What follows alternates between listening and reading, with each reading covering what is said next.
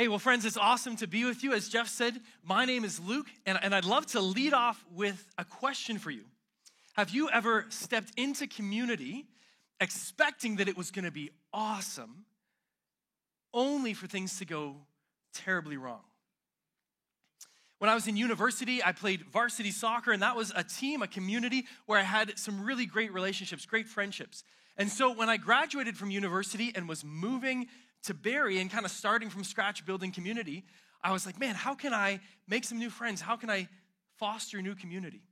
And so I thought, I'll sign up for a men's soccer league. So I did, signed up for the league, got on a team, and the day of our very first season game arrived. And I was just pumped, because some of you in this room, you saw the question up on the screen earlier, are you in it to win it or just glad to play? Man, I'm in it to win it.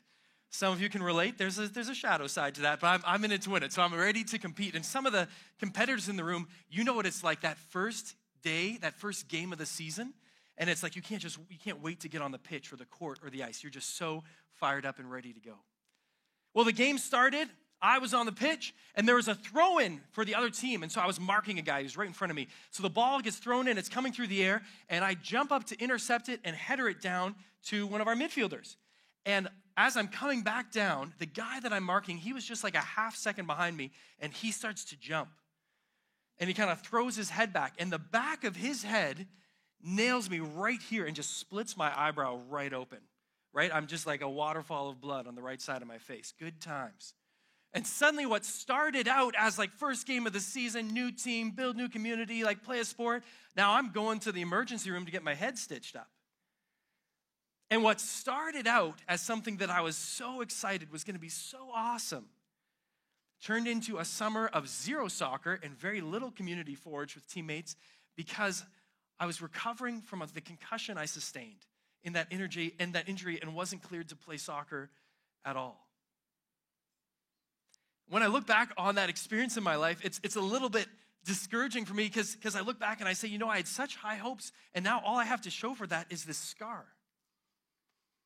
And here's the thing, whether you're an athlete or not in the room, I think many of us can actually relate to that. You've had the experience of stepping into community, something brand new and exciting with high hopes that it was going to be great, only to have those hopes totally dashed. Some of you in the room, you got hired for a new job, and you're like, this is it. This is my dream job. It's going to be phenomenal. Going to have great teammates, great boss. It's all the things. It's going to be the best. And you stepped into that and pretty quickly realized, this is actually a toxic work environment. And my boss doesn't really seem to be who I thought they presented themselves to be. And do I actually want to work here? And you look back on that season, and all you've got to show for it is scars. Some of you moved into a new neighborhood or started at a new community in the form of like university or school, and you thought, I'm going to put myself out there. I'm going to build relationships. I'm going to invite people into my life and my home. I'm going to do my best to be a good friend and build good friendships with others. But despite your best efforts, people just seem to ignore you or intentionally cut you out of things. And when you think about that time in your life, all you feel about it is pain and wounds and scars. Some of you in this room, you met that special someone and you thought, man, we're going to do life together forever. It's going to be awesome. But things happened. They maybe broke trust or caused hurt. And now you look back on that relationship and all you have to show for it is scars. You see, almost all of us can relate to the reality of being so excited to step into brand new community, thinking it's going to be awesome, only for things to go terribly wrong. Last week, Pastor Donnell was here and he was sharing about the first part of the series, just this challenge to say, in a culture that's increasingly individualized and people are increasingly isolated, what might it look to not just walk around or show up in community presenting yourself as strong and put together, but to actually sit down and be transparent and real with someone, to take that first purposeful step towards authentic community. What might that look like? And today I want to build on what Donnell was saying by saying, okay, if we take that step into community, what happens when the inevitable comes? i.e., we discover that there's imperfect people in community with us, and that things are done that are unfortunate, and things are said that are stupid, and sometimes it's actually really hard to have life-giving community. And it's hard when we've been wounded or scarred from past communal experiences to actually be confident that community is even worth it, that there's actually a way to step into community and to thrive. What's great is that the Bible is actually brutally honest about community and some of the broken things and dysfunction that show up in community. If you just look at the very first book of the Bible at Genesis and just kind of the first few chapters, there's dysfunction everywhere. There's these two gals, Rachel and Leah, they're sisters, and they have this like venomous rivalry. There's this other guy, Joseph, his brothers sell him into slavery. You thought your siblings were bad, all right? There's these two dudes, Cain and Abel, and Cain kills Abel. And so the Bible does not back away from the reality that, man, there are some really broken realities when we show up in community with others. Some of you are here saying, yeah, I get it, and that's where I'm never opening up my life to anybody ever. But here's also what's really hopeful, is that in the verses we're going to look at today, I think there's some really important truths that invite us to consider actually if we can experience something good and beautiful in community. If actually community can heal the chaos in our lives. There's this dude named Paul. He wrote the book I'll be reading from. It's called Galatians. Paul used to hate the community that was Christians in the church. And he did everything he could to destroy it. And then God got a hold of his heart and totally changed his life. And so Paul is actually now writing this letter from a place of saying, I want your community, I want your relationships to thrive. And so let's be honest about the things that, the potholes, if you will, that get in the way of rich community together. Because actually, it is possible for community to heal the chaos in our lives. Don't take my word for it. Let's dive in and explore a little bit more. I'm going to read for you from Galatians chapter 6, just starting at verse 1. Paul says, brothers and sisters, if another believer is overcome by some sin, you who are godly should gently and humbly help that person back onto the right path. And be careful not to fall into the same temptation yourself. Have you ever been caught red-handed? I definitely have. As a freshman in university, I discovered that on Thanksgiving, they always busted out freshly baked homemade pies. I know, you could have like 18 slices. It was great. Now, the rule was if it was bigger than a crouton, you weren't allowed to take it out of the cafeteria. But here I was on the eve of Thanksgiving in the cafeteria at my university having food, and the caf is about to close down. They'll throw out unused food, and lo and behold, what comes out from the back kitchen? This like freshly baked, huge apple pie. Now, I don't know if any of you have any vices related to pastry. I definitely do. So this apple pie comes out, and I'm like, oh man, I want that, but they're about to close. They're going to throw that out. It's not going to be here on Monday when we get back from the break. What do? I was like, I'm stealing that pie. So I quick march over to the dessert table, kind of do like, grab that pie. I'm making my way out the exit, like I can see freedom on the far side, and suddenly this voice says, Luke, what are you doing? I'm like, oh no. Now, some of you in these moments are wiser and smarter than me.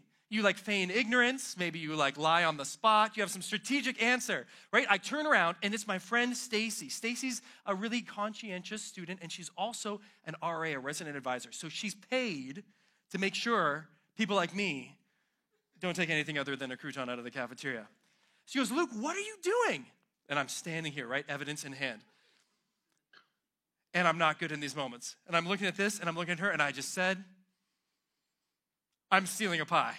I'm stealing a pie. It is exactly what you think it is. I'm stealing this pie. You got, like, I'm sorry. Please don't kick me out of this school, right? Stacy continued to gently and humbly but firmly explain why we don't steal pies from universities. And I never stole a pie again. But Stacy did it in a way that was gracious and restorative. It actually became an inside joke between us down the road. Because here's the thing, when we step into community with one another, we have a front row seat to the dumb things other people do, and they have a front row seat to the dumb things that we do. And the problem is, when we blow it, so many of us have experiences of stealing said pies, and somebody just coming down so hard. Are you stupid? What's wrong with you? Why would you do that? And then they hold it over you for the rest of your life. Remember that time Luke stole a pie? Don't bring any apple slices. Like, right?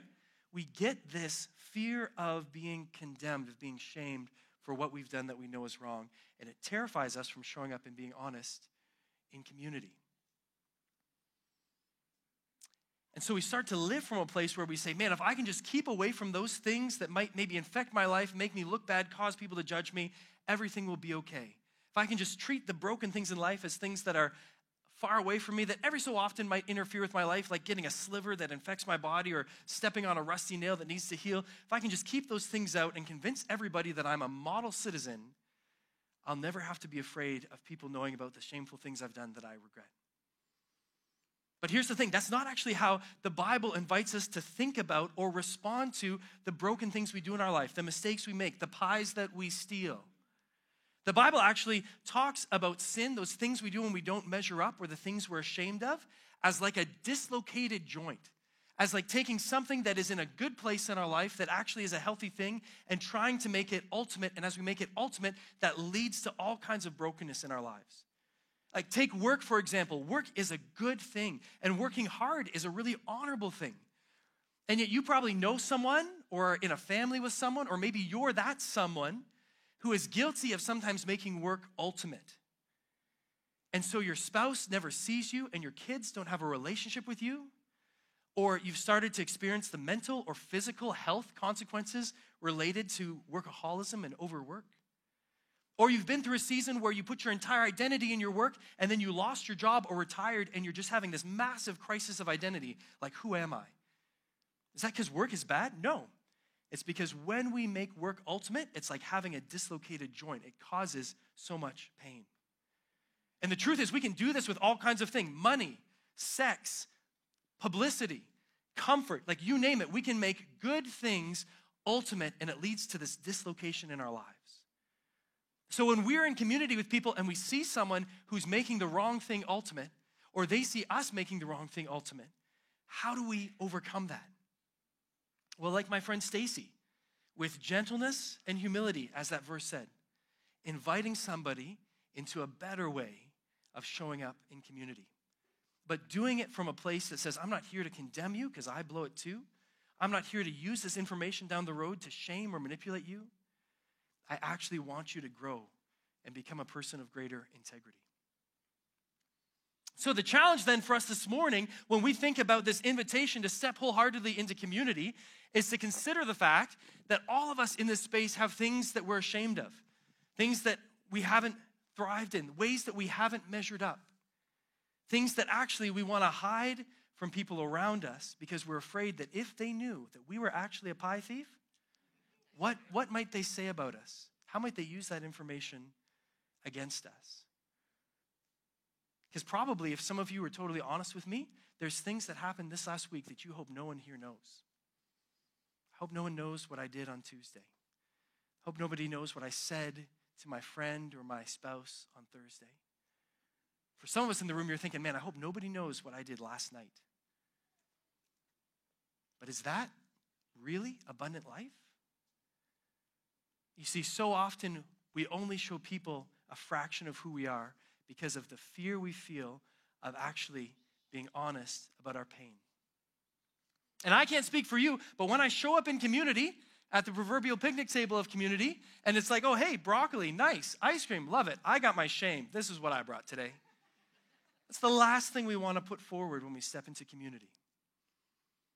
And yet, if we don't find the right people who are trustworthy and safe, who will walk with us in gentleness and humility, we'll actually let the fear that comes with our shame keep us from ever being truly known.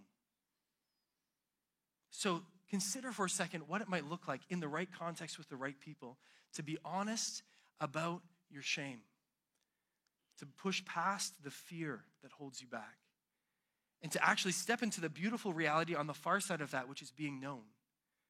Being able to have relationships with people who know that you steal pies, who call you out for stealing pies, but who do it in a way that leads to right relationship and you becoming a person of greater integrity, who do so with gentleness and humility. Who knows your shame? And what might it look like for that to be transformed to being known in community? Well, sometimes it's not just the things we do when we blow it. It's just the reality of life, and life sometimes is hard. Circumstances can be really difficult. And for some of you, you've been in communities where somebody goes through something devastating, the loss of a loved one, a really severe diagnosis, losing their job, maybe a marriage breakdown, and you're just like, man, what do I do? How do I show up when people that I'm in community with are suffering, because this is one of those obstacles that can really interfere with us thriving in community together. Paul actually anticipates this, and that's why he writes this in verse 2 of the passage that we're looking at. He says, share each other's burdens, and in this way, obey the law of Christ. The law of Christ is the law of self-giving love. Share burdens with those around you. There's a pastor named Rick Warren. He's a well-known speaker and writer from the U.S. And in 2013, he and his wife lived through the tragedy of one of their adult sons dying really unexpectedly.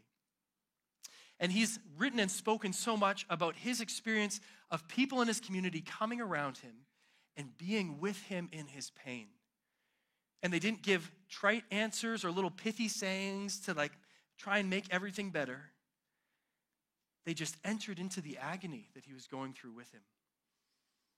And he has a great quote that I love where he says, when people are suffering, show up and shut up.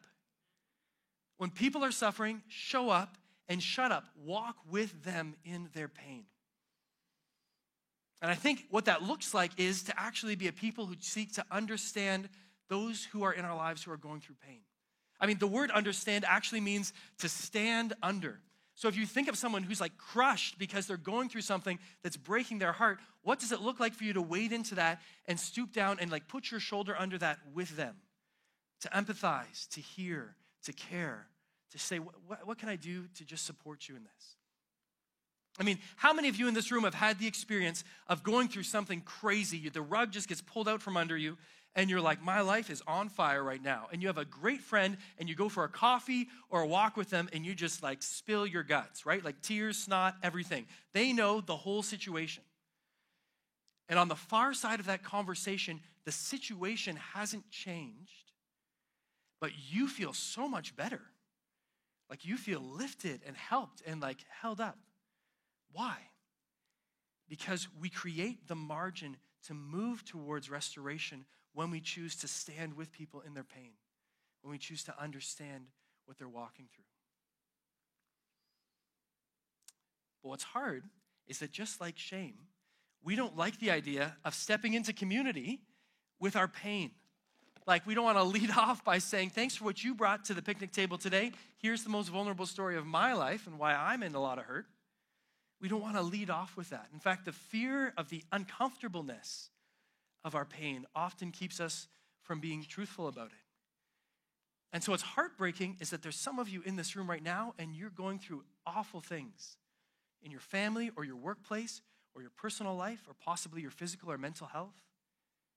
And no one knows, because the discomfort of being honest about that is keeping you from being real and being known and having those people come alongside you who would love to stand with you and stand under that burden with you. But so the challenge then is that if we're going to share each other's burdens, is that we have to have the honesty and the courage to push through the discomfort of being honest about our pain so that we can actually become healed. So that we can actually welcome people into our lives who want to see us overcome the pain that we're navigating. So who knows your pain? Who's understanding it? Who can you reach out to that knows exactly what you're going through and wants to walk with you in that reality? Well, it's not just the realities of shame and pain that sometimes impact communities. Sometimes we're just jerks. Sometimes we show up in community in ways that really are selfish and don't lead to others thriving. And Paul, who's writing this letter, he anticipates that, and that's why he says what he says in the next 3 verses about how we should be a people that are marked by a humility and a generosity in life together. He says this in verse 3 through 5. If you think you're too important to help someone, you are only fooling yourself. You're not that important. Pay careful attention to your own work, for then you will get the satisfaction of a job well done. You won't need to compare yourself to anyone else, for we are each responsible for our own conduct. You know, it's a great way to find out if you're living from a place of a really fragile ego or insecurity by paying attention to if you're comparing yourself to others. Oh, I'm not as good looking as she is. Oh, I definitely make more money than he does. Oh, man, she is way smarter than me. Oh, I wish I had his athleticism. You see, what happens when we start to compare is that comparison actually kills community. And comparison kills community because it causes us to live with a scarcity mindset. We see people around us as individuals that we can get something from rather than people that we can give something to. And so if we think someone is more successful than us, we want to be buddy-buddy with them because that'll make us look good and raise our image. And if we think we're better than someone or classier than someone or smarter than someone, we push them aside because we think they don't have anything to offer me. And that kind of comparison is just brutal for the life of our communities. But here's the deal. Sociologists study the different factors that shape human life and that cause us to be the people that we become in adulthood, that kind of predict our ability for success as adults. And they point to all kinds of factors that can help or hinder who we're becoming when we're kids and youth. And they point to things like family dynamics. Did you come from a stable family? Did your parents stay together? Or not? Did you grow up in a single parent home? Were you an orphan or in the foster care system? Did you live in a first world country with access to first world education and medical supports? Or did you grow up in a context where that wasn't a reality for you? Did you grow up in a part of the world that was marked by famine or poverty or war? Because there's a real trauma that comes from those experiences that impact the way you live your life. You see, you could be sitting in a row with somebody right now who didn't have nearly the family support you had, not nearly the same academic or athletic or extracurricular opportunities that you had, who maybe has dealt with a chronic physical or mental health issue that you've never dealt with, who maybe grew up in a part of the world where they dealt with something that you've never had to deal with. And so the starting line for their life is miles behind yours. And for them to be able to be doing what they're doing today, as easy as it would be to look down on them, is ridiculous because they've actually made it way farther than you have. That you had to run 100 meters to get where you are, and they've had to run a marathon. And so comparison is ridiculous because we don't know what people have overcome to be who they are and to be succeeding in what they're doing. So what's the antidote? If our lives are corrupted by this tendency towards comparison and that hurts community, what actually transforms and changes that? Well, Paul anticipates that, and that's why he writes this in verse 6. He says, those who are taught the word of God should provide for their teachers, sharing all good things with them. In a focused way, what he's saying is, hey, if you discover something in the Bible that's good and truthful, if you're learning something new about God, be generous with that information with others. But zooming out from that, he's saying, actually, there's a very real way that we can kill comparison in our lives. Because if we see that we're coming into community and we keep showing up in ways where our lives are dominated by this comparison, that's what we're bringing to the table. He's saying, hey, there's a whole new way to live your life. And it starts with recognizing what you've been given. What are the experiences, skills, the training, the opportunities that you have that you can use to build up and bless others? What might it look like for you to step into community from a place of saying, firstly, what can I give as opposed to what can I get? I mean, some of you here are like amazing green thumbs. You're not like me. I kill plants just by like owning them. But you're like amazing. Like your yard looks like a place from Better Homes and Gardens. Like you may be in a community with someone who says, you know what? I want to put in a vegetable garden. I want to put in a flower bed. And you can say, yeah, I love that. I'm great at that. Can I help you? Can I just serve you in that? You might be here and you're like a fitness junkie. It's like you work out 10, 20, 50 times a week. You know all the different protein shakes. It's like you've got millions of workouts memorized. And someone says, you know what? I really want to take fitness more seriously. And it's like, yeah, absolutely. How can I use my experience, my expertise, my passion for this to invest in you? How, instead of being a person of comparison, can I actually show up in community as a person of generosity? How can that be what I'm bringing to the table? You know, a couple months ago, we had the ice storms here in our county. And like many people, we're out without certain things like electricity. And as a church, we're saying, hey, you know, we can't snap our fingers and turn electricity back on everywhere in Simcoe County, but we can make the Barrie campus a warming station. We can make the Orillia campus a warming station. And hey, we can invest in some generators, some chainsaws, and show up and try to help people who have really significant needs because of the consequences of this storm. We can't do everything, but what do we have that we can do something with?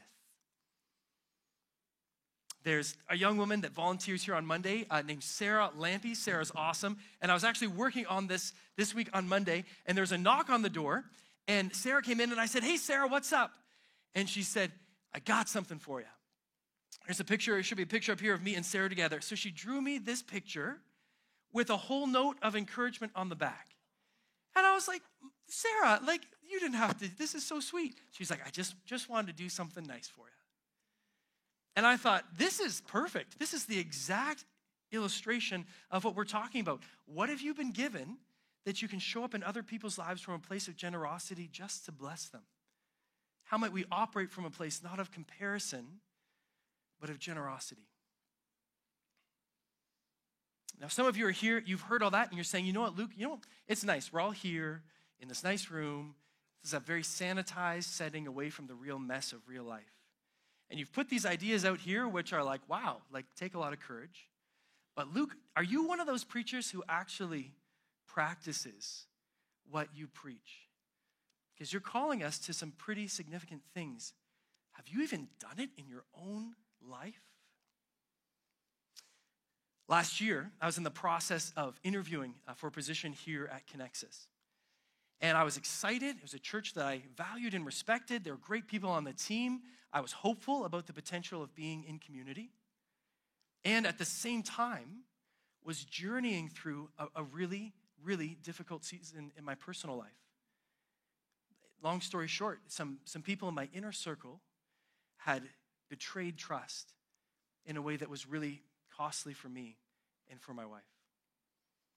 And so I realized that I'm in the midst of interviewing for a position here, and I've got a choice to make. That I could hide that information, hopefully get the job, and just keep hiding that information and just be a bit fake about the reality of what was in my life and in my story. Or I could hopefully get the job and then say, "Oh, hey, and like, by the way, there's this other stuff going on." But that seemed pretty dishonest. And I realized if I really wanted to step into community that's shaped by honesty and real relationships, I would have to risk being real with Jeff and the leadership team. And so last August, I still remember where I was, the room we met in this building, just sitting down with Jeff, saying, "Jeff, this is the situation. Some people, broke trust with us, and this is how it's cost us, and this is how we're trying to do what's right. And truthfully, Jeff, these are the scars I'm bringing with me if you were to welcome me into this community." And Jeff was really gracious and kind, and the following week met with the broader leadership team and shared that same story. It was really uncomfortable. Like, have you ever cried in a job interview? Yeah, I'm keeping Kleenex in business. But what happened was that 2 months later, when they offered me a job, I knew that I could look Jeff and the team in the eye and say, "I've been totally honest with you, and I'm so grateful that you're ready to walk with me, and that this can be an opportunity to grow and heal and learn, and hopefully from a place of just transparency, serve this church." Some of you might be here saying, "Luke, that's great. Appreciate that you've had one positive experience of all that, but Luke, you don't know my story. You don't know my family. You don't know my workplace culture. You don't know my friend group. You don't know my ex. You don't know the things people have done that have broken my heart, and you don't know why I feel I have really good reason when I look at the imperfections of the people around me to say, I don't want to step into community. I don't want to be honest about my shame or my pain or my insecurities that cause me to compete. It's just, I don't think it's worth it, and I don't actually believe it's going to work out." So why can I stand on this platform and with confidence say that you can be optimistic, that you can show up in community with imperfect people, you and I being part of that imperfection, and actually expect that it can grow and thrive? What is actually the X factor that makes the difference in that process? Jesus spent some real time in community. Jesus entered into community in our world with imperfect people, built deep, meaningful relationships with them. And at the crucial point, they abandoned him. One of them betrayed him, sold him out. The justice system failed him, unjustly condemning him. The political powers of the day tortured and crucified him. So if you think you've been hurt by your community, Jesus knows exactly where you're at. He got wrecked by his community. But here's the thing. Jesus is the only one who never caused wounds or scars in the communities and the lives of others he was with. Because you and I have been scarred and wounded in community, and we've caused wounding in community. But Jesus goes to the cross to say, I'm going to take on myself all the pain you've experienced and the shame you've gone through and the insecurity you feel. And I'm going to take on myself all the broken things that you've done, not just what has been done to you. So that you can live free from that you can have right community, right relationship with God, and right relationship with one another. And when Jesus rises from the dead, what he's proving to the world is that he has the power to not just see us made whole, but to see us become a people who bring wholeness in our communities. There's this beautiful verse in Isaiah that talks about Jesus, and it says, he was pierced for our transgressions. He was crushed for our iniquities. Transgressions and iniquities are big words for the things we're ashamed of. The punishment that brought us peace was on him. He took it on himself. And by his wounds, we are healed.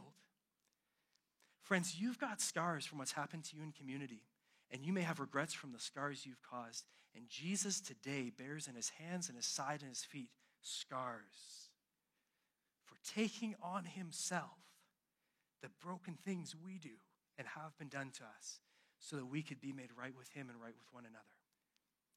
That's the power at the heart of this church community. That's the power at the heart of this message.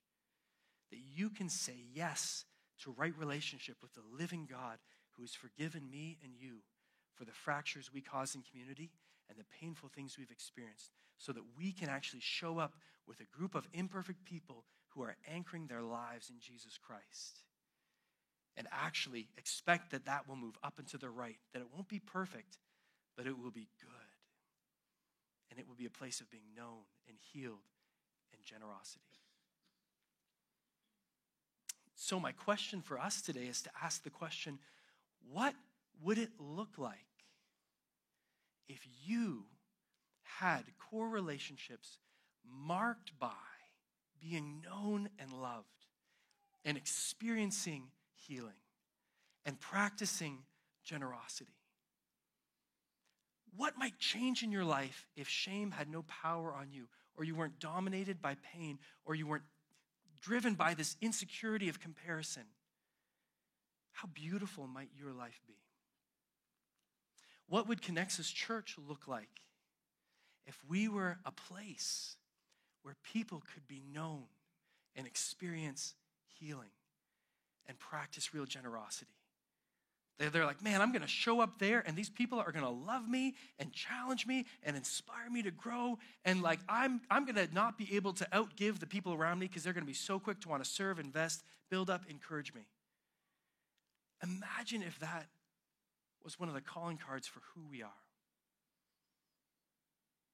You see, it's fair to have moments of pessimism about community because community involves imperfect people. But when we step into Christ-centered community, that community heals the chaos in our lives. That community could look like being in a group here at Connexus, stepping into Alpha, choosing to volunteer in some way. If you're looking for a starting point, to step wholeheartedly into that. But here's what I want you to know. Today, if you're looking at your life saying, I'm imagining Luke, but I don't have that, and I'm sick of my shame. I'm sick of my pain. I'm sick of my insecurity and comparison. Jesus wants to transform that in your life right here, right now. And so I'm going to pray for us in a second, but I just want to invite you, if that's what you're ready for, to do two things. Just to open your life and your hands to saying, God, yes, I want that. I want to be known and loved. I want to be healed. I want to live from a place of generosity. And then after the service, I'll be up here. Come find me. I'd love to pray with and for you and encourage you. Because Christ-centered community heals the chaos in our lives. God, thank you so much that Jesus was the one who was pierced for our transgressions, crushed for our iniquities. The punishment that brought us peace was on him, and by his wounds we are healed. Lord, you know the lives in this room and the people who are experiencing the burden of shame or painful circumstances or the insecurity of comparison.